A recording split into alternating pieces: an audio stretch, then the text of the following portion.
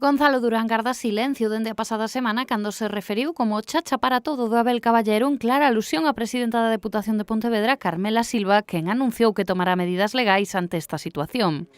Pois ben, esta mañá abríase unha nova fronte para o alcalde Vilanova de Arousa e que o edil de Somos Cambados insta aos socialistas que participan da Mancomunidade do Salnés a promover unha moción de censura para que Gonzalo Durán abandone a presidencia en funcións da mesma.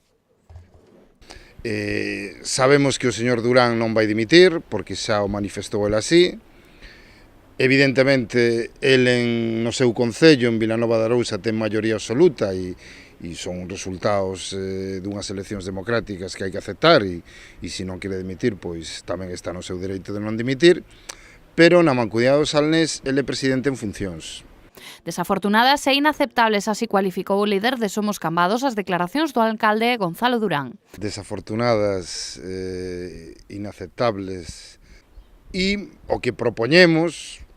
é que, dende logo, se adopten medidas para, pois, de alguma maneira, facerlle ao señor Durán ver que non podemos aceptar o que el dixo.